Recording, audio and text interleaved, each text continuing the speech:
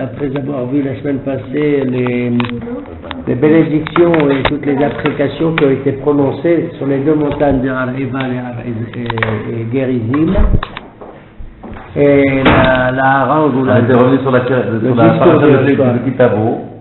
C'est ça, avec les bénédictions et leurs contraires dans les deux montagnes, comme pour sceller l'alliance avec Hachem dans l'entrée en Eretz Israël. Nous abordons maintenant le Perek-Tet.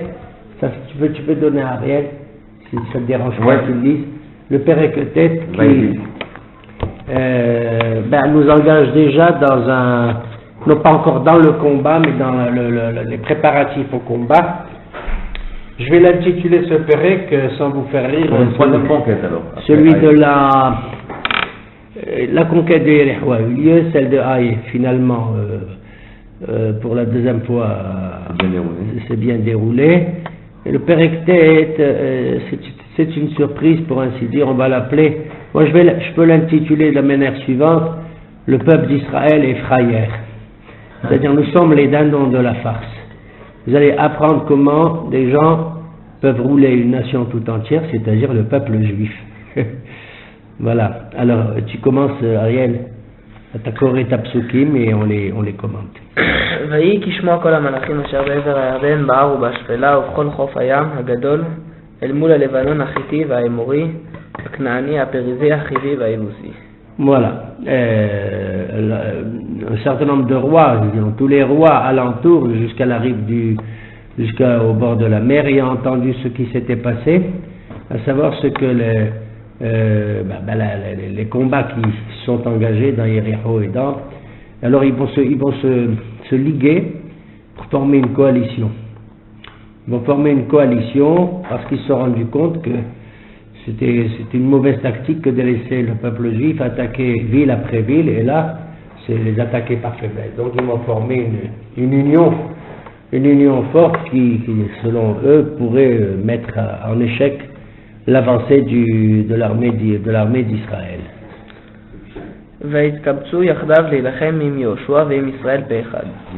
Ils ont, d'un commun accord, Péhad, d'une seule bouche, d'un commun accord, formé une coalition en pensant que c'était la seule solution. Verset 3. Et voilà, verset 3. Il y a une partie du peuple de Hivi qui vit dans une ville assez importante qui s'appelle Gibron, qui ont entendu ce qui s'est passé à Yericho et à Haï.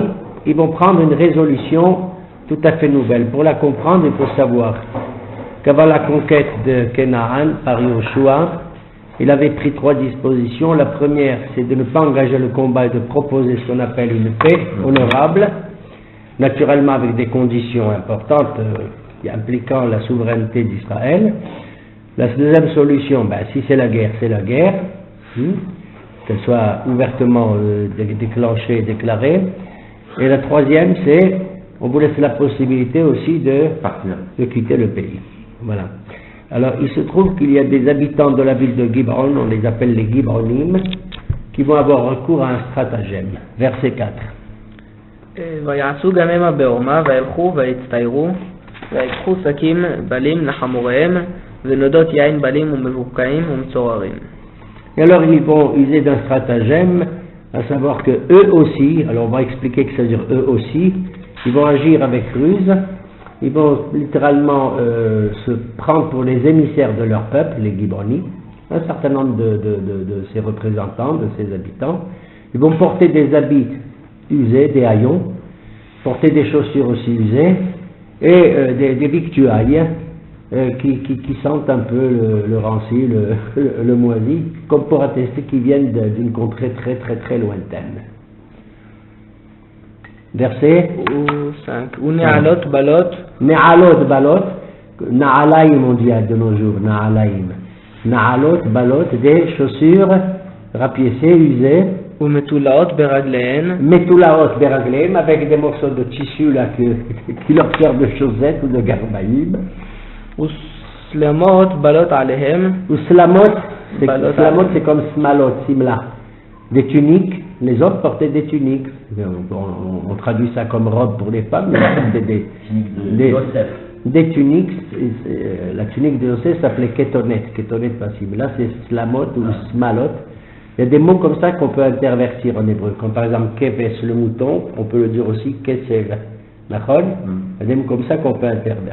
Yosef, après, quand il a donné Simlota, Salma ou Simla sont des mots qui peuvent s'intervertir. Il en existe comme ça un certain nombre. Donc ils ont un accoutrement qui les fait croire qu'extérieurement ce sont des gens qui vraiment sont usés au sens propre comme au sens figuré par un voyage très lointain. Et tout le pain, toutes les provisions qu'ils avaient apportées, ils étaient nekuvim. Nekuvim, mon nakouf, ça veut dire nekudim, pointillés. Ça veut dire qu'ils étaient marqués par le comment dire. Oui, non, c'est vrai, le transport, mais on peut dire par le moisi, par la poussière, etc. Nekuvim.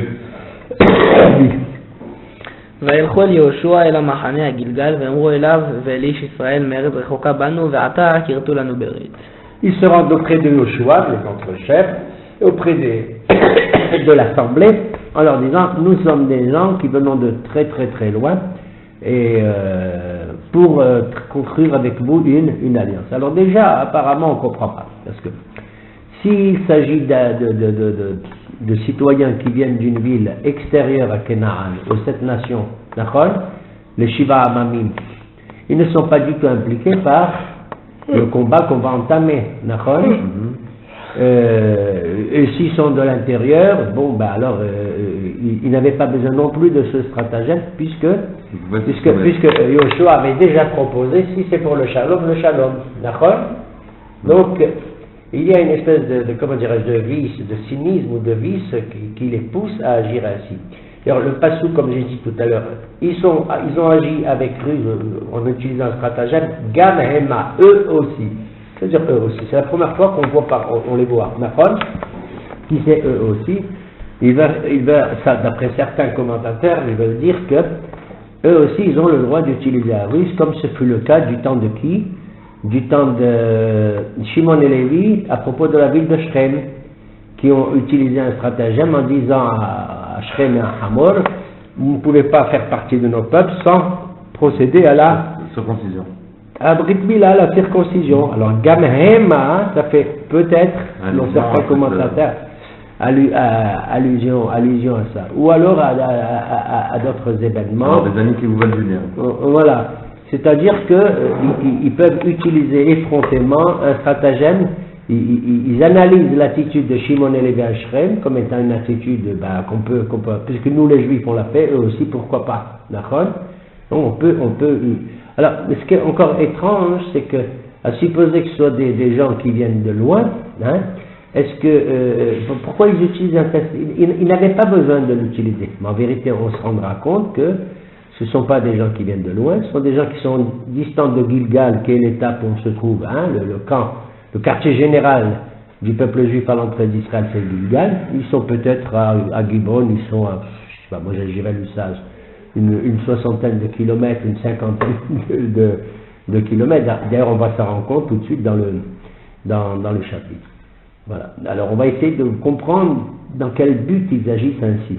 Apparemment, il y a une collection, comme je vous ai dit, on va la prendre un peu plus tard, de 5 rois qui vont décider d'engager le combat contre nous, contre Israël, et parmi lesquels se trouverait un 6e roi, c'est le roi de Gibon. Le roi à ces gens-là, mais apparemment, comme ce roi a fait une alliance avec les autres, il semblerait qu'il y ait une dissidence dans la ville de Gibon, et que la majorité de la population n'est pas d'accord de mener ce combat, et ils préfèrent donc, pour ainsi dire, capituler sous cette forme, sous cette forme masquée, d'accord? Et donc ils viennent, pour ainsi dire, comme une délégation indépendante et je dirais, révoltée contre leur propre roi. Ken? ויאמר איש ישראל אל אחיו אולי בקרבי אתה יושב ואיך יכרות לך ברית. Alors, Ish Israël, c'est-à-dire des personnalités qui sont en face d'eux, leur disent aux Hivi, les Gabaonites font partie du peuple Hivi. Il y a 7 nations dans Canaan. comme on le dit dans nos prières. Kenaani, Perizi, Gilgashi, Yebusi, Hiti, Hivi, d'accord, font partie des Hivi. Hivi d'ailleurs c'est aussi la race, si vous voulez, ou la nation à laquelle appartenait déjà Shechem, n'est-ce pas? Hamor, l'affaire de Dina, etc. Ce sont des Hivéens. Le mot Hivi désigne le nom de la nation, mais d'une manière figurée, le mot Hivi vient du mot Hivaya aussi en araméen, surtout en araméen, qui veut dire les rusés, les serpents. Le serpent, c'est Hivaya. D'ailleurs, sans approfondir la question, c'est une des raisons pour laquelle, mais là, c'est pas par misogynie que je le dis, à rebours, rétroactivement, c'est le nom que porte la première dame du monde, Hava. Elle le porte parce qu'elle a subi, elle a été victime du Nahash, du serpent.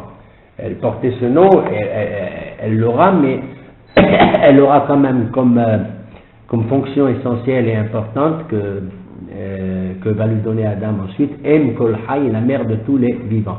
D'ailleurs, le mot Hay, vivant, et Hava ou Haya sont de la même, tout à fait de la même racine. Alors, les Gabaonites, en question les Gibaonites, font partie du peuple de Hivi. Alors, Ish Israël, des personnalités, le mot Ish désigne toujours des gens importants, des notables. Se doutent de quelque chose plus ou moins et disent, mais peut-être que vous habitez, vous n'êtes pas si loin de nous, vous êtes proche de nous.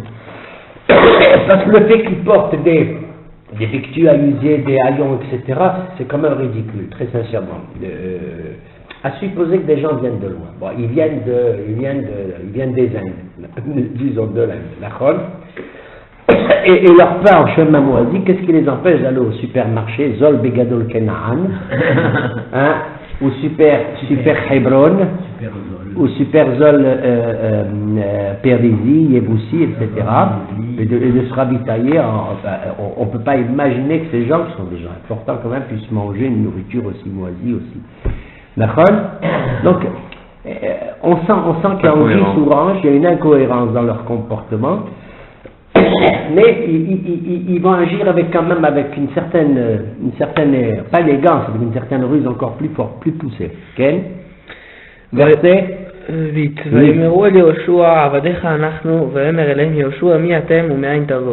Alors, il baisse le profil tout de suite et il chante. Regardez, ce sont les personnalités d'Israël qui leur parlent, comme tu dis, des ministres ou des fonctionnaires. Et quand ils n'osent pas répondre, ils leur disent, mais peut-être que vous êtes si proche de nous, qu'est-ce qu'ils font? Ils vont se rendre directement, ils s'adressent à qui? À Yahushua, c'est-à-dire au chef suprême, comme pour détourner l'attention et la conversation. Qu'est-ce qu'ils lui disent? Deux mots qui suffisent. Avadecha anachnu. Nous sommes tes serviteurs. Voilà, c'est-à-dire en un mot, bon, peu importe qu'on soit de loin ou de près, etc. Quand quelqu'un n'ose pas dire la vérité, vous comprenez? Alors à ce moment-là, il capitule, puis il baisse le profil, et puis il donne l'air de dire, bon, c'est pas la peine de chercher plus loin. Nous sommes tes serviteurs. Ce qui n'empêche pas les choses de dire, mais Aïn Baté, mais d'où est-ce que vous venez? ויאמרו אליו מערב רחוקה מאוד באו עבדיך לשם אדוני אלוהיך כי שמענו שמוע ואת כל אשר עשה במצרים. Nous sommes venus d'un pays loin, il confirme, et nous venons attester porter notre allégeance à l'Éternel, l'Éternel ton Dieu. La Shem Elohecha, c'est ça? Le Shem Hashem Elohecha. Notre démarche est une démarche d'un pur désintéressement et d'une spiritualité la plus haute qui soit. Peu importe, en d'autres termes, ça ne sert à rien de nous demander si on vient de loin ou on vient de près. Et notre démarche, elle est vraiment mue par un sentiment de religiosité extrême. Hein? Voilà. Là, non seulement on est avadim, on est ses serviteurs, mais tout ce qu'on fait, c'est uniquement en l'honneur, n'est-ce pas, de l'Éternel, au nom, donc en l'honneur de l'Éternel ton Dieu. D'accord? C'est pour couper le bec à quelqu'un tout simplement. C'est-à-dire quand tu dis à quelqu'un c'est la grâce de l'Éternel va te couvrir totalement et puis voilà. Mais ça ton péché est pardonné et c'est terminé puisque finalement Il y a une forme de teshuva comme ça, ultime, qui arrive qui s'affiche dans leur bouche. כן, שמענו שמוע את כל אשר עשה במצרים. Nous avons entendu ce que l'Éternel a fait en Égypte. ואת כל אשר עשה לשני מלכי האמורי. Et ce qu'il a fait au roi d'Émorie. אשר בעבר הירדן, לסיחון מלך חשבון ולעוג מלך הבשן אשר בעשתרות. Quel kilo. Nous avons entendu ce qui s'est passé déjà, c'est-à-dire la défaite cuisante que vous avez apportée à qui? Au roi de Émorie, à savoir Sihon Melech HaBashan, roi de Bashan, et Og, Sihon Melech HaEmori et Og Melech HaBashan, et Og, roi de Bashan. C'est inouï. C'est-à-dire qu'en parlant ainsi, il parle d'une vieille guerre, comme si pour prouver qu'ils sont des gens de loin. C'est comme si aujourd'hui, comme si aujourd'hui quelqu'un te dirait, au lieu de parler aujourd'hui, te dire nous venons de loin, on est au courant de rien du tout, au lieu de te dire on a entendu parler de la guerre de Gaza, la dernière, comment ça s'appelait, au lieu de te dire ça, hein, on vient de loin, on a entendu parler de la guerre d'indépendance de 1948, tu vois, ça veut dire que c'est des gens qui viennent de loin. Ça, oui, ils ont pu entendre, finalement, c'est parvenu à leurs oreilles. Qu'est-ce qu'ils disent? Ils disent, on a entendu ce que l'Éternel a fait pour vous en Égypte, tu te rends compte, il y a 40 ans, il y a 40 ans, et ce qu'il a fait il y a 1 an et demi, 2 ans, contre Sihon et contre, en parlant ainsi. Au lieu de dire quoi? Ça ne sera pas concerné les gens par les gens qui sont à 40 km, ils ont vu la colonne, vous vous rappelez? La colonne d'eau qui montait du Jourdain, du Yarden, ils ont vu la défaite de Yericho, ils ont vu la défaite de Gaza. C'est de cela dont il faut parler. Quand tu parles d'un événement qui te marque, tu parles des derniers événements les plus récents. Alors en disant, ouais, on a entendu ce qu'ils ont fait en Égypte, et on a entendu ce qui s'est passé. On ne sait pas ce qui s'est passé dernièrement, ça veut dire. Alors Yoshua, il dit, tiens, ils ne savent même pas ce qui s'est passé là tout à l'heure. Enfin, tout à l'heure, il y a 15 jours, il y a 3 semaines. Donc ils sont pas de là, d'accord? Ils sont pas de là. D'autant que, bon, du temps de la Bible, il n'y avait pas ni les journaux, ni la télé, ni la radio, ni Wallo. D'accord? Donc, s'ils ont entendu parler et de l'Égypte et de ça, c'est vous, jusqu'à ce que les nouvelles arrivent, là. Ils ne peuvent pas encore entendre parler de Yericho et de Haï, parce que c'est récent. Comment tu veux qu'ils apprennent? Surtout qu'ils viennent de l'eau. Ils viennent de l'eau. Chutzpah. Nous sommes des frayères. Les journalistes, on y a cru, Hein? On y a cru alors à cette histoire. Oui, mais alors regarde, ils vont semer le trouble et vous allez voir à quel point. Verset doucement, oui. ויאמרו אלינו זקנינו וכל יושבי ארצנו לאמור, קחו בידכם צידה לדרך. Nos anciens et tous les habitants de notre pays nous ont mandatés pour nous dire, surtout, veillez à prendre des provisions. Donc, quand tu es à 10 km, tu prends des provisions, toi, à peine un sandwich, un sandwich, une gourde, et puis c'est tout. Alors ils nous ont dit surtout veillez à prendre des provisions suffisantes pour le voyage. Quand tu vas très loin, si tu vas faire un pique-nique, qu'est-ce que tu prends? Ton petit couffin, hein, avec un petit cabernet sauvignon, une mahia, un camembert, et ton béret, ta baguette. Nachon? Rivka, vous écoutez? Alors à ce moment, mais nos anciens nous ont recommandé, les anciens c'est les sages, c'est les stratèges de leur région, surtout prenez suffisamment de provisions, sous ce prétexte vous allez aller très loin, si vous allez à Canaan, hein, à 1000 km, 2000 km. והלכו לקראתם ואמרתם עליהם עבדכם אנחנו ועתה כרתו לנו ברית. Et aller à leur rencontre, Kratam ça veut dire vraiment avec la révérence qui convient, et vous dites nous sommes venus établir une alliance avec vous, comme si c'est pas Yoshua maintenant qui va leur faire une faveur, c'est comme si c'était eux.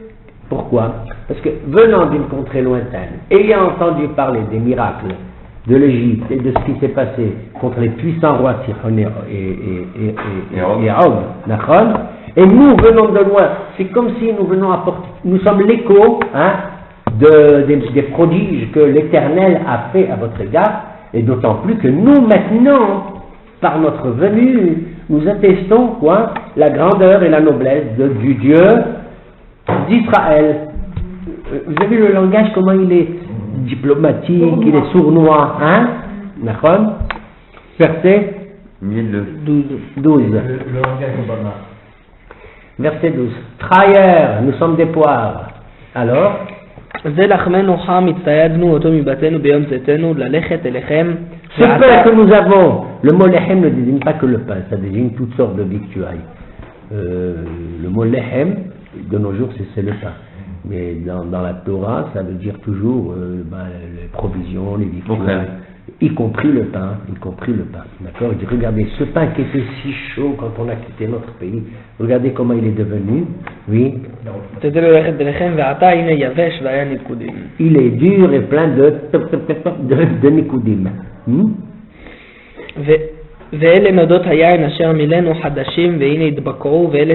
Attends, et regardez maintenant nos outres, parce qu'on remplissait les liquides dans des outres, et ils n'avaient pas des bouteilles comme nous maintenant en verre, hein, et pas des gourdes, ni des thermos.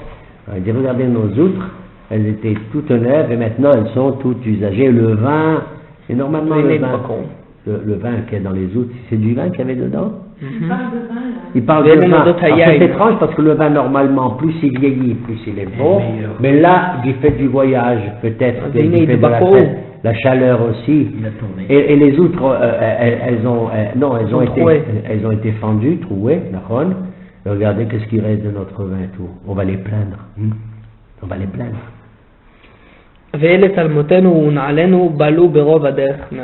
Nos tuniques et nos chaussures sont utilisées. Ils insistent, hein, vous avez très lourdement sur cette, cet alibi là qu'ils amènent.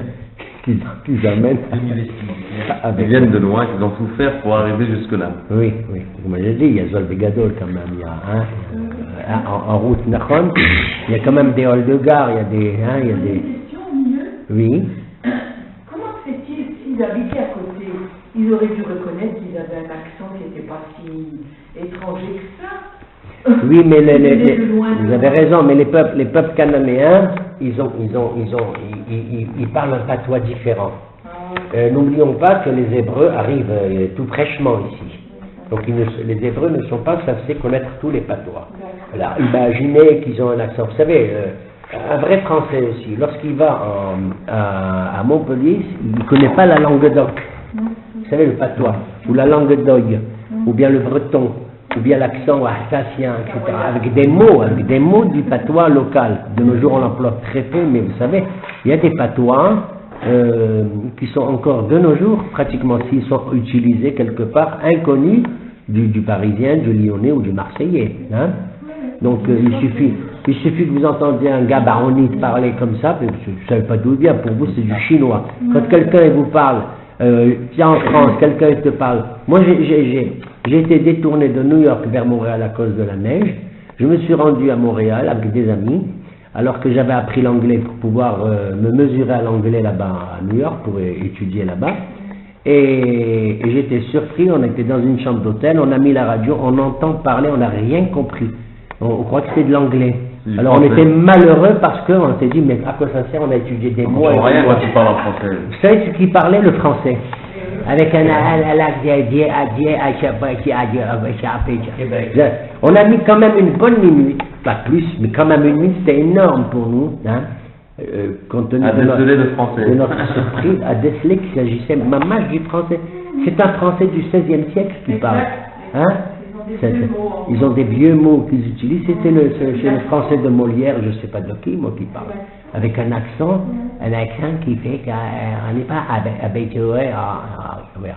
D'accord? Alors, bon, à plus forte raison, les Hébreux, ils arrivent d'Égypte, le désert, machin, écoute, le patois, le gabaronite.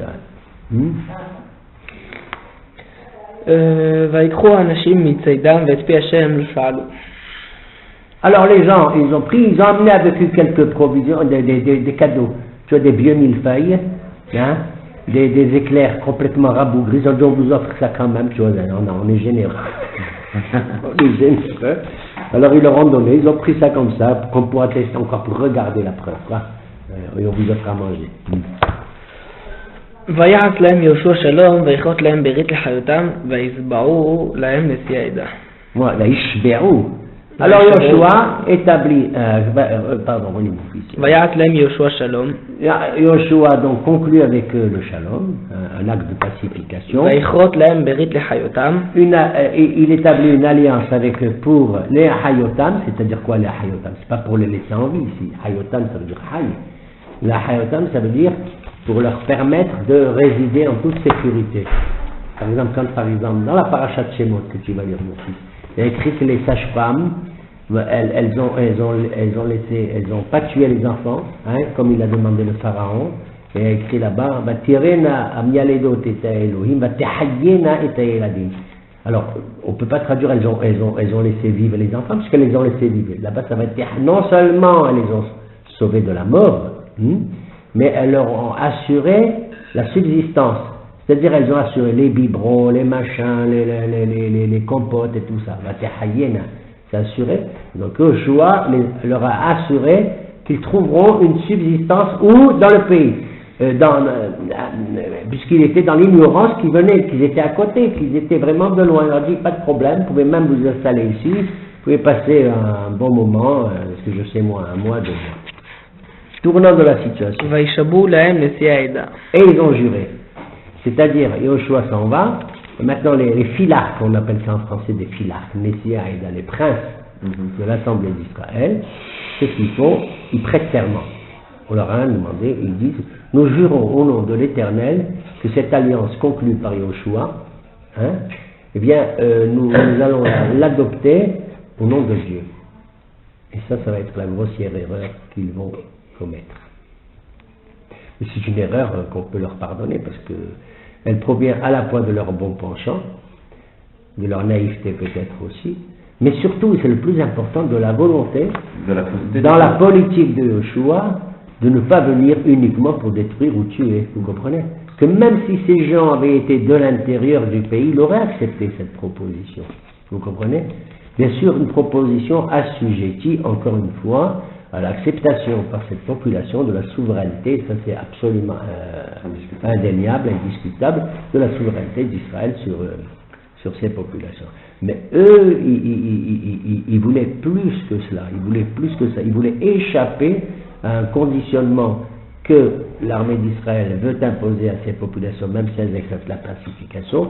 Ils voulaient avoir un statut, disons, de citoyens un peu plus favorisés que les autres, si vous voulez. D'accord? Et j'ai une question, excusez-moi. Au verset 14, moi j'ai la traduction, je sais pas en hébreu. On accepta de leurs provisions sans avoir consulté Hachem. Ça veut dire que s'ils avaient consulté Hachem, peut-être qu'ils auraient eu... Très bien, c'est bien. Nachon, voilà. Le reproche qu'il leur est fait, effectivement, c'est qu'on est devant l'apparition de personnages qui se disent des représentants officiels d'une nation, et ils se sont, les représentants d'Israël se sont fiés à leurs déclarations, alors qu'ils auraient dû, dans les circonstances qu'on traverse, on est en état de guerre, pour ainsi dire. On est en état de guerre, de conquête, etc., qu'on attend depuis longtemps, etc. On ne le fait pas par la conquête, on le fait au nom de la promesse de Dieu sur cette terre, la terre sainte, la terre promise. D'accord? La première démarche qu'ils auraient dû faire, et ça c'est écrit dans la Torah, c'est que quand on est devant une incertitude de cette nature, on consulte. Sans consulter Hachem, ça veut dire quoi? On aurait dû consulter au moins ce qu'on appelle les Urim et les Tumim, c'est-à-dire les oracles que le grand prêtre il porte sur la poitrine, il portait le Hoshen Mishpat. Or, à cette époque vivait qui? Elazar, le fils d'Aaron. Elazar à Kohen Agadol. Donc Yoshua aurait dû, mais là Yoshua semble être en dehors du coup, puisqu'il est apparu. Il a été, pas agressé, il a été invité à parler par ses représentants, alors que il n'était pas lui directement concerné, si vous voulez. Il a quand même des ministres de Yoshua, il a quand même des Nassiim, des princes qui s'occupent de ces questions-là. Mais ces princes d'Israël auraient dû justement dire, tiens, on va quand même vérifier. Tu vois, quand tu es devant quelque chose d'incertain, tu dis, je vais taper sur mon ordinateur et je vais voir si ça correspond. Taux d'adéo, s'il te plaît, carte d'identité, d'où vous venez, passeport, de quel pays vous venez, comment s'appelle ce pays. Il ne demande même pas comment il s'appelle ce pays. Il ne demande rien, aucune indication, rien. C'est-à-dire, il y a une naïveté incroyable et en plus, à la limite, consultons le grand prêtre, il a les Urim et Tumim. La Torah prévoit, dans certaines questions d'ordre national, le dirigeant d'Israël se met derrière le Kohen Gadol est là comme ça, et il se met derrière le Kohen Gadol et lui pose la question à une voix ni trop haute ni trop basse, et le Kohen Gadol consulte les Urim et les oracles, et lui donne la réponse. Comme on a dit pour l'affaire de Il Abraham. suffisait de dire, est-ce que ces gens-là sont vraiment des gens qui viennent de loin, dignes de confiance et tout? Taratata, il regarde, oui, Ken, Kaf, Nun, Ken, la Medalef, non, etc. D'accord? Donc ils n'ont pas consulté le sentiment Hachem. Pasuk, lequel? פסוק ט"ז 15 ויהי מקצה 3 ימים אחרי אשר כרתו להם ברית Au bout de 3 jours après avoir donc conclu cette alliance, וישמעו כי קרובים הם אליו ובקרבו הם יושבים. ils apprennent, les Juifs, qu'en vérité ces fameux Gabaonites, c'est pas des Gabonais du tout, ils sont pas d'Afrique, ils sont pas d'ailleurs, c'est des Gabaonites, et que cette ville, elle existe bien en chair et en os, n'est-ce pas? Pas très loin, 3 jours après ils l'apprennent, et puis, ויסעו בני ישראל ויבואו אל עריהם ביום השלישי ועריהם גבעון והכפירה. et donc ils ont entamé un voyage, ils ont dit qu'il y a eu des éclaireurs, quelque chose comme ça, on dit mais Gibron est là. Ils sont venus les enfants d'Israël, dans Gibron et dans des villages avoisinants qui portent le nom de ועריהם גבעון והכפירה ובארות וקריית יערים. Et Kiryat Yarim, et on cite ici 3 localités qui sont avoisinantes à Gibron, mais qui font partie. Gibron est comme une espèce de mini-capitale de cette région. Et alors, ולא יקום בני ישראל כי נשבעו להם נשיא העדה באדוני אלוהי ישראל. mais ils n'ont pas voulu attaquer ces villes. Pourquoi? Malgré le subterfuge, malgré la déconvenue dans laquelle ils les ont placés. Pourquoi? Parce qu'ils ont juré au nom du Dieu d'Israël. וילונו כל העדה על הנשיאים. Et alors, toute l'assemblée a commencé à murmurer à se plaindre contre l'attitude des princes d'Israël qui se sont fait avoir. J'ai intitulé ce chapitre, quoi? Nous sommes des frayeurs. Nous sommes les dindons de la farce. Nous sommes des poires. C'est ainsi qu'ils ont dit, bande de princes, bande de gouvernants que vous êtes des poires. Ça me donne l'occasion de le dire à propos de, bon, je ne veux pas actualiser les choses. Ici, aujourd'hui, on se rend compte qu'on ne veut pas politiser notre étude biblique. Non, moi je trouve intéressant, excusez-moi, mais justement ma question était si on transposait ce verset 14 à aujourd'hui, ça veut dire que nos dirigeants, ils devraient leur attitude avant d'essayer de politiser ou de négocier avec des gens qui connaissent rien du tout des pays étrangers, c'est de consulter Hachem, quoi. Oui, sauf que de nos jours, On a plus les Urim et les Tourim. nous n'avons plus de roi Kodesh, comme on dit, de l'Esprit Saint, de Urim et tout, mais ça, mais en tout cas d'être beaucoup plus vigilant. En tout état de cause, de ne pas avoir une politique d'humiliation nationale. Quand vous voyez qu'une nation tout entière, enfin, dotée d'une armée comme la nôtre, avec un certain prestige quand même, un certain statut, plier le genou devant des groupes de terroristes à propos de l'affaire du pauvre Shalit, il faut le dire. Qui nous dira si demain ils se préservent, assurer qu'ils sont d'une telle issue, les terroristes vont demain capturer encore un soldat ou même un civil, ou même un civil. Ça va être encourageant pour eux, de toute façon. Alors, un civil ou un soldat contre je ne sais pas combien de prisonniers, 900, j'en sais rien. 980, vous vous rendez compte, c'est démentiel. Depuis, ils savent où il est, ils savent exactement l'endroit. Il est pieds et poignets, ça veut dire qu'il est bourré d'explosifs. Ouais. Ça veut dire que toute intervention risque de le lui et ceux qui vont essayer de le. Voilà. Et ceux qui vont essayer. Les satellites, ils arrivent à capter. Alors ici, nous sommes dans une telle situation, c'est que regardez, si ça avait été un autre peuple qui s'est rendu compte qu'il avait été victime d'une ruse de cette nature, dans un pays qui veut faire qui est en train de faire la conquête, qu'est-ce qu'ils auraient fait? Ils auraient pris les Gabaonites et ils les tous trucidés, sans discussion. Qu'ils aient juré au nom d'Apollon, de Zeus, de Jupiter ou de Baal. Ils s'en foutent complètement. Regardez ici la situation, c'est peut-être là ce passage qui est le plus important. Velo hikum, Ils sont retenus de leur donner une tannée, hein, en tout cas de les trucider. Pourquoi? À cause de la Shevoura, du serment qui a été prononcé par les princes, bien que le peuple ou l'assemblée se soit tourné contre les princes en disant écoutez, vous la foutez mal, hein, avec votre politique, avec votre manière comment vous laissez berner par des gens pareils et tout. Donc on n'a pas levé le doigt contre ces Gabaonites qui mériteraient bien une bonne punition en tout cas. On le voit. Non, dans la Torah, une Shevoura, on apprend incidemment des questions à l'article très très importantes, c'est l'importance de la parole d'honneur qui est donnée. Quelque chose qui est vraiment sacré. Vous savez, quelque chose il n'y a pas longtemps, je veux dire, du temps de nos pères à nous, nos parents, quand ils signaient un contrat entre eux, moi je me souviens, j'étais en avant, en tout cas, ils prenaient un kawa ensemble et tout, ils décidaient d'un contrat, d'une négociation, ceci, talatata, tape 5, comme ça, et puis ils disaient un mot, je ne sais pas quoi, ils disaient un mot, puis c'était terminé. Alors que de nos jours, vous savez, pour faire un contrat que Dieu préserve, on n'arrive pas à le faire. Vous avez des petits sous-entendus, des attendus et des d'avocats pour pas... avec des petites lignes, nota bene, PS, nota bene, etc., vu et sous-entendu, etc. Avec une impossibilité de s'en sortir parce que vous avez des interprétations différentes, hein, à cause d'un mot comme ceci, comme cela, parce que vous n'avez pas lu. Vous savez, aujourd'hui, lire un contrat d'assurance, c'est impossible. Qui c'est qui le lit? On a la banque quand vous signez les papiers. Vous achetez même un produit, vous avez tout un fascicule. Qu'est-ce que vous allez lire? Et vous serez bien. Eh bien, les contrats d'assurance, c'est les Gabaonites de nos jours. Vous comprenez? Ce sont les Gabaonites de nos jours. Alors, au niveau halachique, c'est montré chez nous dans la Torah, on dit la Ushabar, Shebora, Lindorne, qui fait un vœu, qui prête serment, surtout s'il a sorti ce serment au nom de Dieu. Pour nous, je parle de nous maintenant, nous, je jure que ça.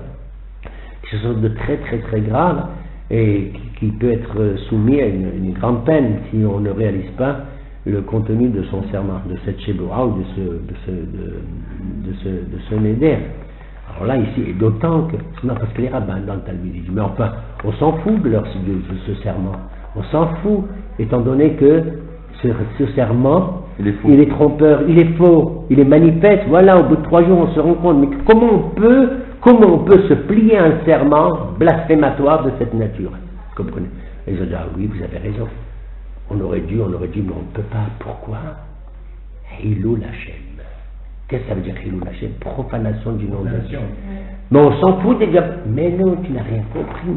Parce que maintenant, si tu trucides ces Gabaonites en disant le serment de blasphème, tac, ce qui est vrai, qu'est-ce qu'ils vont dire les autres? Les autres, ils ne sont pas au courant de tout ce qui s'est passé. Ceux qui savent les autres, ils le savent. Puisque comme je vous l'ai dit, ces gens-là, ils viennent traiter au nom de la majeure partie de la population, sinon de la quasi-totalité, contre leur propre roi qui va faire alliance avec d'autres rois, on le verra plus tard, pour faire la guerre contre nous, vous comprenez? Donc il y a des gens qui sont au parfum. Les nations environnantes savent que les Gabaonites, ils vont les traiter de collaborateurs pour s'être rendus auprès des Juifs, pour faire cette alliance truquée, d'accord? Et tronquée, d'accord? Donc, si maintenant, 3 jours plus tard, les Juifs, qu'est-ce qu'ils font? Ils massacrent les Gabaonites. Qu'est-ce qu'ils vont dire les autres? Ils vont dire les Juifs, ils n'ont pas de parole. Oui. Ah, ils n'ont pas de parole? Ben comme nous, on n'a pas de parole non plus. Mais vous êtes fous, c'est au nom du Dieu d'Israël. Alors c'est Hilul Hashem. Vous comprenez? Eux, ils l'auraient fait. Ils auraient trucidé les personnes. Vous comprenez? Mais nous, on s'en fout que le nom de Baal soit profane. Eux, ils s'en foutent que Baal soit profane. Mais nous, on ne peut pas.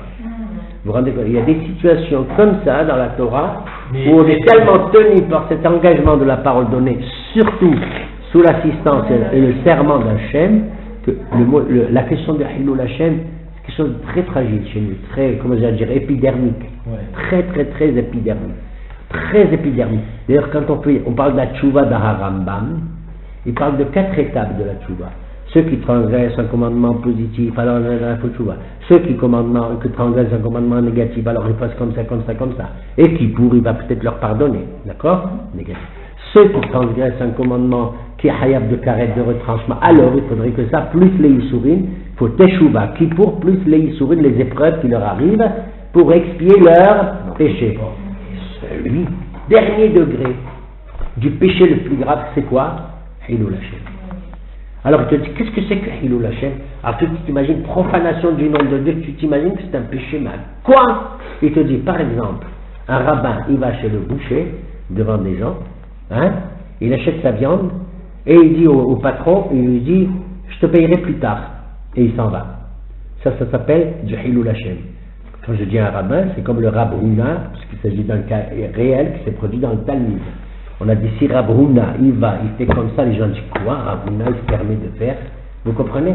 C'est-à-dire, plus tu es un grand personnage, et plus un écart le plus petit est considéré comme quelque chose d'éminemment grave. Vous comprenez? Alors ça s'appelle un Hilul Hashem. Il a profané le nom de Dieu. Vous comprenez? Plus on est élevé et plus on dit un homme de Torah, s'il a une tache dans son costume, là, moi je ne sais pas si j'en ai, je crois pas. S'il a une tache dans son costume, de nos jours on ne fait pas attention parce qu'on salit beaucoup, surtout à Roma. Bon, avec la poussière et avec les travaux, mais s'il a une tache, on dit Hayav Mita. J'ai exagéré, bien sûr. Il est passible de mort. D'accord? Ça veut dire Hayav Mita, ça veut dire vraiment, tu vois, c'est un crado, tu vois, les religieux ils sont comme ça, hein, et les rabbinim ils sont comme ça, ils tiennent pas compte de l'hygiène, de leur tenue, c'est important la tenue. C'est important. Voilà. Alors donc, vous voyez, et Rambam donne des exemples de cette nature, où la moindre incartade, qui est un peu, elle est disgracieuse vis-à-vis des gens importants, vous comprenez? Or, comme nous, on est tous des gens importants, fils d'Abraham, Yitzhak et Yaakov, d'accord? On est tous des fils d'Abraham, Yitzhak et Yaakov. Dans la Gemara, on raconte, un jour un homme, il a loué des services d'ouvriers. Et dans la Torah, dans la loi de la Torah, quand tu loues les services d'ouvriers, tu dois leur assurer la nourriture. Le repas, c'est comme ça. Tu dois leur assurer le repas.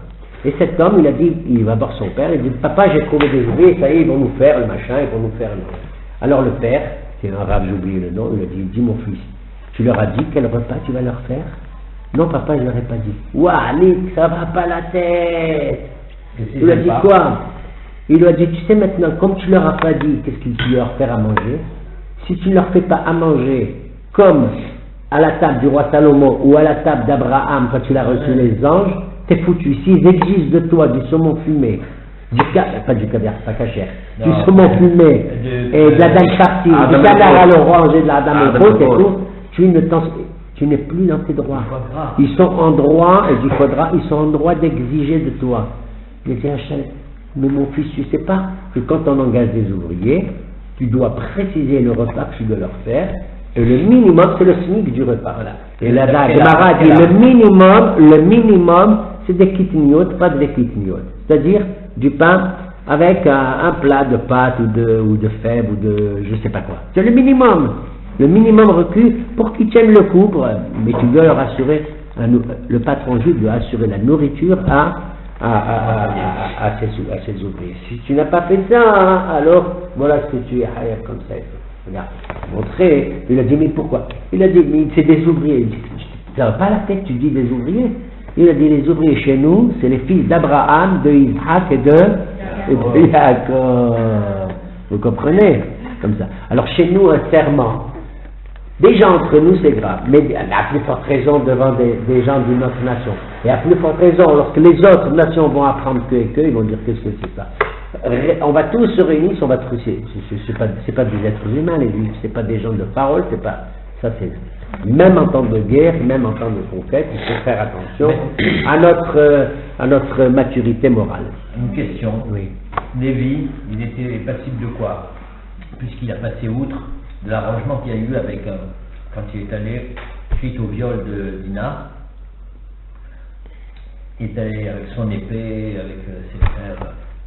Alors, dans ces cas-là, comment on peut considérer la chose? C'est pas un arrangement, c'est déjà un arrangement des crues. Non, mais oui, mais il y a... On a fait allusion à cela tout à l'heure lorsque Gabarnik, le verset avait dit, eux aussi sont venus en utilisant un stratagème. Ce eux aussi, j'ai oublié la deuxième interprétation, ça veut dire eux aussi, ils se sont dit, ben nous pourquoi pas aussi, puisque les Shimon et Lévi ont trompé la vigilance et la naïveté de Shrem, hein, Ils ont fait un acte, il faut le reconnaître, ils ont Ah, été réprouvés par Yaakov Bien Avinu, sûr, etc., etc. ils l'ont mis en mauvaise posture. Voilà, alors, la Torah ne le cache pas. Ici, vous voyez déjà dans le livre de Joshua, dit eux aussi. Il dit pourquoi pas nous, comme très souvent tu dis, lui il a fait ça, pourquoi pas moi? Ah, c'est ça, eux aussi. Enfin, l'histoire de Lévi, si vous le permettez, on va le laisser dans le contexte de la paracha, parce que j'ai beaucoup à dire là-dessus et ça risque de nous égarer. Ce que je veux dire, que l'important dans ce chapitre, c'est ce verset-là, c'est mamage ce verset. C'est le respect de la parole donnée. Une parole donnée, une shébura, un éder, un vœu ou un serment fait au nom de Dieu doit être respecté, sauf dans certains cas. Par exemple, si quand on veut dénouer un vœu, un homme peut défaire le vœu de sa femme. Si le vœu de la femme porte atteinte à sa santé elle-même, ou si elle porte atteinte aux lois de la Torah, pas seulement la femme, c'est tout le monde, ou si elle porte atteinte à l'équilibre ou à la stabilité de la vie du couple en tant que tel. Alors, elle peut faire ce qu'elle veut, la femme, elle peut, mais si ça porte atteinte dans sa relation avec son mari ou avec ses enfants, etc., alors le mari est en droit de le... La halakha là-bas dit, y compris, même s'il faut délier ce vœu pendant le Shabbat, y compris un homme qui a fait un vœu. Un homme, il fait le vœu, il jure. Il dit, je jure que Shabbat, je ne dormirai pas. Je jure que Shabbat, je ne mangerai pas la praïla. C'est le repas du Shabbat. Voilà. C'est grave de jurer un truc pareil. Je jure que je ne mangerai pas le couscous. Bon. Je jure, etc. Je jure que je ne sais pas quoi. Il porte atteinte dans son serment à quelque chose qu'il a l'habitude de faire pendant le Shabbat. Ça fait partie de son plaisir du Shabbat ou de la loi du Shabbat. D'accord? L'Halakha dit, en général, on ne peut pas délier un vœu. Parce que délier un vœu, c'est comme établir une justice, faire un jugement. Or, un Sanhedrin, un Beddin ne peut pas se réunir pendant le Shabbat. On ne fait pas de justice pendant le Shabbat. Ça n'existe pas. Et en l'occurrence, délier un vœu. Mais dans ce cas-là, si le vœu ou le serment porte atteinte à la sainteté du Shabbat, ou même au bien-être de celui qui doit le vivre, ce Shabbat, on peut le délier. Dans certaines conditions, il faut qu'on attende la fin de l'année. Non, la là-bas, sur les lois du Shabbat. Hein. Non, le jour même du Shabbat. On peut. Mais c'est ça que je dis. Ouais. Non seulement un jour de Hol. Non, le mari, par rapport à sa femme, c'est le jour où il entend le vœu. Le jour où il entend. C'est-à-dire, si elle a fait un vœu, elle n'a rien dit, bouche cousue. S'il entend au bout de 3 jours, tiens, elle dit, tu sais, moi j'ai fait le vœu que ceci, que cela. Si ça ne le dérange pas, il la laisse faire, mais si ça dérange sa vie familiale ou la stabilité de la gestion de la maison et tout, il peut délouer. Si maintenant ce vœu, soit sa femme ou de lui, un autre, porte atteinte au Shabbat ou à autre chose que le Shabbat, pendant le Shabbat, chose qu'on n'a pas le droit de faire en général, pour les vœux, pour les serments, on peut le faire. Si ça porte atteinte au Shabbat tout de même, tu comprends? Ça porte atteinte au Shabbat. Mais on doit le faire devant l'autorité religieuse ou comme ça? Si c'est un homme, je ne parle pas de la femme. Ouais. Devant ou trois personnes qui sont même pas compétentes, c'est-à-dire 3 juifs, des pshutim, deux juifs qui les prennent dans la rue. Tu les prends dans la rue, 3 juifs, tu leur dis, écoute, voilà, moi j'ai fait un vœu, puis je regrette et tout. Alors, tu exprimes des regrets, bien sûr. Je dis, je me suis parlé inconsidérément. On trouve ce qu'on appelle un pithon, c'est-à-dire un trou quelque part, une faille. Ce qu'on appelle une faille, dans la manière dont tu as conçu ce vœu, de la précipitation, la colère, le machin, ou alors tu n'as pas apprécié les conséquences du vœu. Tu t'es pas rendu compte que tu ne pouvais pas le faire, que c'était trop dur, que ça va te faire du mal à ta santé, ou à ceci, à cela. Donc on cherche une faille, ou 3 personnes incompétentes, normales, ou bien une seule personne, mais compétente, moumahe, ce qu'on appelle un expert, quelqu'un d'avisé. Voilà. C'est-à-dire quelqu'un, un rave, quelqu'un qui connaît les halakhot dans ce domaine-là, même tout seul, il peut délier un. Et le mari vis-à-vis de sa femme, tout seul. C'est la paracha de Matot. Comme le père vis-à-vis de la fille. Comme le père vis-à-vis de la fille. Quand elle n'a pas été encore mariée. Bien sûr, comme le père vis-à-vis. Ben ish le ishto, ben av le bito. Entre un homme et sa femme, entre un père et sa fille. Un père, il voit une fille, sa fille de 8 ans, 9 ans, je sais pas, elle fait comme ça. Tu t'as rendu compte, il a Beyom Shemro, à condition de le faire le jour où tu entends ce vœu. Mais il y a un âge pour la fille. Jusqu'à 12 ans, il y a un jour. 12 ans, il y a un jour. La fille est plus précoce que le garçon. Tu viens de dire 8 ans. Oui, je dis si elle a 8 ans par exemple. Elle a 8 ans, Donc elle a moins de 12 ans et un jour. Voilà. Elle a moins de 12 ans. Alors si elle a plus de 12 ans et un jour, elle est boguérette, et 6 mois, on pourrait pas ajouter. Elle est boguérette, alors à ce moment-là, elle est libre. Tu te rends compte, la majorité de la femme, chez nous, au niveau religieux, elle est précoce. Pas marqué là-bas si seulement elle s'est mariée. 12 ans et 6 mois. Non, si elle est mariée maintenant, elle ne dépend plus de la tutelle son du mari. père, mais de son mari. Elle dépend Mais maintenant. donc elle n'est pas mariée, mais elle a plus que 12 elle dépend de son elle a mari. plus que 13 ans, par exemple, ou 12 ans et demi, alors déjà. Elle sort religieusement de la tutelle de son père. Ah, voilà. Ah oui, 13 ans. Comme un garçon. Donc. Comme un garçon qui a atteint 13 ans et un jour, au-delà, ça y est. Verset, oui, pardon. Ça veut dire qu'à cet âge-là, à la majorité religieuse, elle pourrait se marier. Si elle le souhaite, oui. Ça se faisait. Ça se faisait, oui. Même à 9 ans, non, il n'y a pas un truc à 9 ans. Non, une promesse, etc. Oui. Tu veux te marier après À 9 ans. Non, mais oui, mais là, ça se passe sous la coupe du père, etc. Enfin bon. C'est plus en usage maintenant de nos jours. Mais il n'y a pas longtemps, il y avait des jeunes filles qui se mariaient à 14, 15 ans. Hein. Moi, ma tante s'est mariée à 15 ans. Voilà. Je crois que ma belle-mère s'est mariée à 15 ans, 16 ans, 15 ans. 15 ans. On dit 15 ans. Il y en a 14 ans qui se marient il y a de ça 60 ans. Pas dur, c'est ça. Ouais. Ensuite, verset 19. Oui. ויאמרו כל הנשיאים אל כל העדה, אנחנו נשבענו להם באדוני אלוהי ישראל, ועתה לא נוכל לנגוע בהם. Et ils ont dit, nous avons juré. Les gens de l'Assemblée se plaignent aux phrases d'Israël. Qu'est-ce que vous avez fait? Vous avez mis dans la... Je dis, mais non, oui, voilà. Nous avons juré au nom du Dieu d'Israël, n'est-ce pas, et de l'Assemblée d'Israël. Maintenant, nous ne pouvons rien faire à leur rencontre. Cependant, verset 20. זאת נעשה להם והחיה אותם ולא יהיה עלינו קצף על השבוע אשר נשבענו להם. Cependant, nous allons agir à leur rencontre de cette manière, sans porter atteinte au serment, mais on doit les laisser en vie. Pas seulement les laisser en vie, ici encore il y a écrit hayotam, les hayotam, pas seulement de les laisser en vie, mais même de leur assurer les moyens de leur subsistance. C'est-à-dire leur donner la liberté d'assurer leur subsistance, ce qui n'est pas peu. Oui. ויאמרו עליהם, Oui. הנשיאים יחיו ויהיו חוטבי עצים ושואבי מים לכל העדה כאשר דיברו להם הנשיאים. Alors il leur a dit, voici la mesure qu'on a maintenant que vous nous avez bien eue, la mesure qu'on prend à votre rencontre pour assurer votre subsistance, eh bien, elle sera limitée au fait que vous allez maintenant être assigné et consigné au travail de bûcheron, qui coupe le bois, et de ceux qui vont être assignés à puiser l'eau. C'était des besognes assez pénibles. Oui, sauf que dans toute famille, tu sais, regarde Rivka, qu'est-ce qu'elle a fait, elle a puisé de l'eau. Ouais. Les gens avant... On a vu ça dans une phrase dans la Constitution, du vendeur de bois au puiseur d'eau. Dans la paracha de Nitzavim. Comme ça. Oui, parce que très bien. Vous êtes tous debout ici aujourd'hui. Très bien. Alors voilà, très bien. Alors ça me revient maintenant à la seconde interprétation que j'ai oubliée. Eux aussi, on va faire pareil. Et ce verset-là, et ce que tu as dit, nous rappelle effectivement que cette expression, les fendeurs de bois, les puisetiers et les puiseurs d'eau, est une expression qui est employée déjà dans la Torah, dans une paracha de Moshe Rabbeinu, parce que cette interprétation nous dit que ces mêmes Gabaonites, enfin quelques années plus tôt, avaient quitté la Canaan et s'étaient rendus déjà auprès de Moshe Rabbeinu pour faire une même démarche.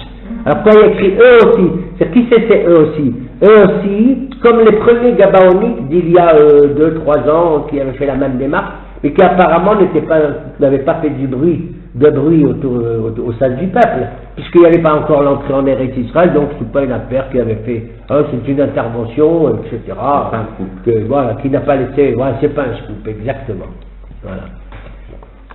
Alors, ils sont assignés à ce genre de travaux. On va limiter leurs besoins à ce. Pourquoi? Pour bien d'abord aussi peut-être pour leur assurer leur subsistance, mais aussi pour destiner leur travail à un but bien précis que le verset suivant, je crois, va dire, à savoir. ויקרא להם יהושע וידבר עליהם לאמור למה רימיתם אותנו לאמור רחוקים אנחנו מכם מאוד ואתם בקרבנו יושבים. Alors vous voyez, le fait que maintenant dans ce passage Yeshua intervient à nouveau. Donc il avait été interpellé, vous vous rappelez tout à l'heure, Mais on voit qu'il était en dehors de la course. Puisque maintenant, Yoshua lui-même, on voit que c'est entre les dignitaires d'Israël, les princes d'Israël, l'assemblée, que ça se passe, tout ça. Maintenant, Yoshua est au courant, il doit avoir un remous et tout. Il dit, pourquoi vous nous avez trompés? Donc Yoshua apprend maintenant qu'il a été l'objet d'une tromperie. D'accord? Alors? ארורים אתם. Arurim. אתם. Ouais. ולא יקרב מכם העבד וחוטבי עצים ושואבי מים לבית אלוהי. Il dit maintenant, vous avez tout simplement, vous portez tout simplement le qualificatif de gens qui sont maudits. Votre attitude, c'est l'attitude de gens qui portent sur eux la malédiction.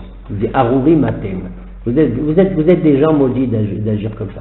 Parce qu'ils n'avaient pas besoin encore une fois d'utiliser une telle méthode pour pouvoir jouir d'un statut pratiquement identique à celui qu'ils vont avoir maintenant. C'est-à-dire que vous nous avez placés dans une position où, en utilisant le nom de Dieu, vous savez pas combien pour nous le fait de prononcer le nom d'Hachem. Vous savez pas combien c'est grave. Vous savez pas prononcer le nom. Parce que le nom d'Hachem, c'est pas un nom quelconque comme les autres.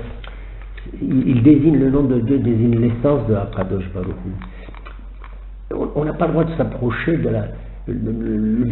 trop près de ce qu'on appelle la divinité de Akadosh Baruch Hu, de Hachem.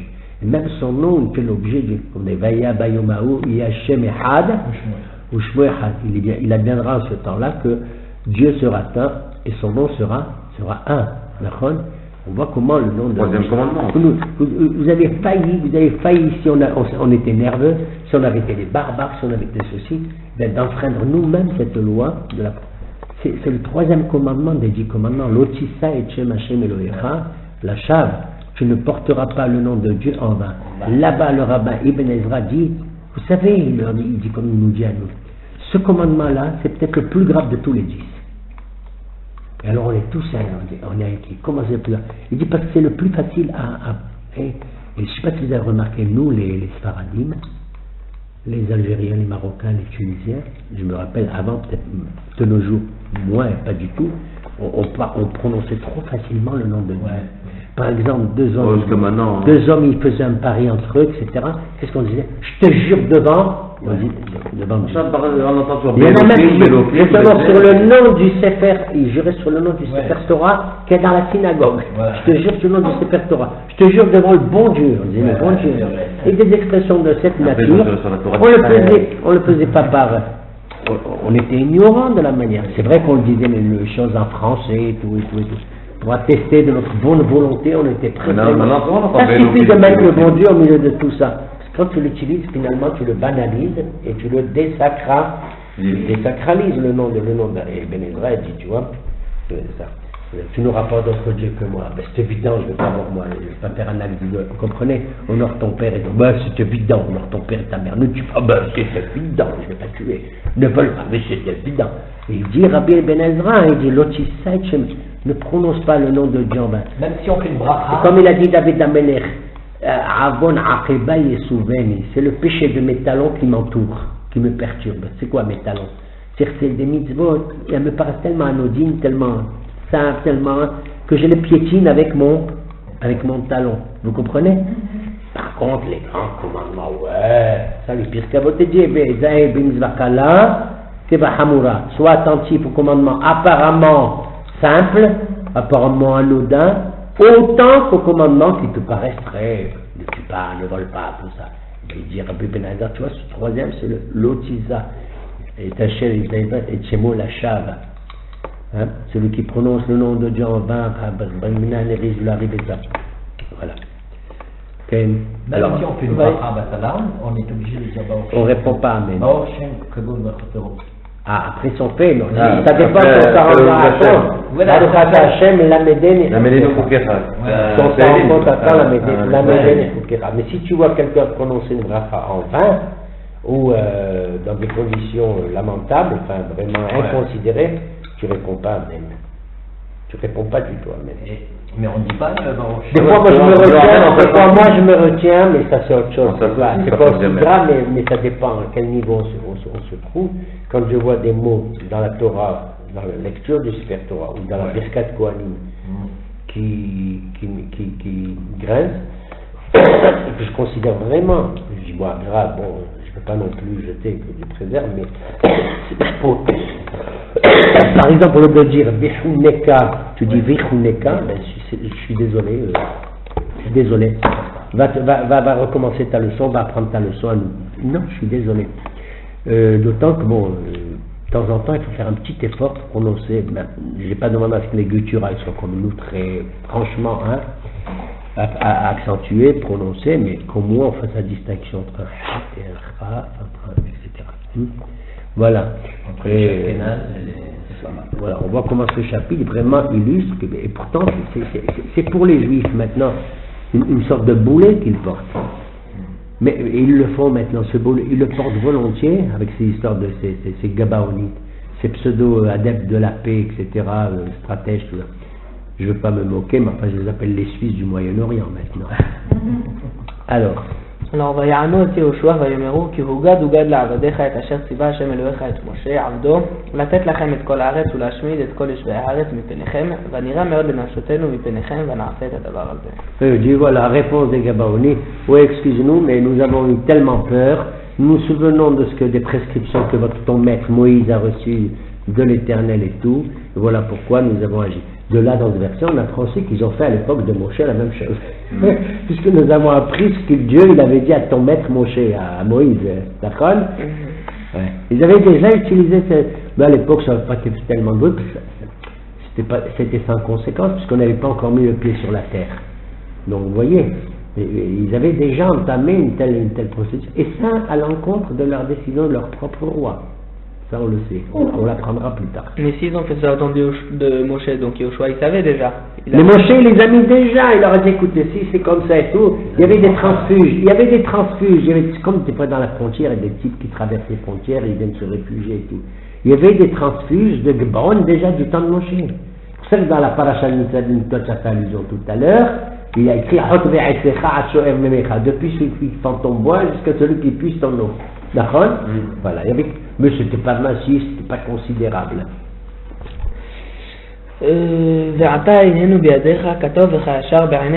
Maintenant nous sommes livrés entre tes mains, fais agir à notre égard comme bon te semble. Oui. Il a agi ainsi, il a respecté cette dernière conversation et il les a sauvés des mains du peuple d'Israël. Ça veut dire quoi? Ça veut dire que parmi les Juifs, il y en avait des gens un peu de droite, tu vois ce que je veux dire? On va se les prendre ceux-là, tu vas voir, mais c'est pas possible, mais comment tu peux, c'est pas possible, d'accord? Il les a Yoshua, il les a préservés et protégés par la loi et par son intervention de la main de certains qui estimaient absolument scandaleux. Donc on est en démocratie, tu vois, il y en a qui pensent c'est scandaleux. Alors,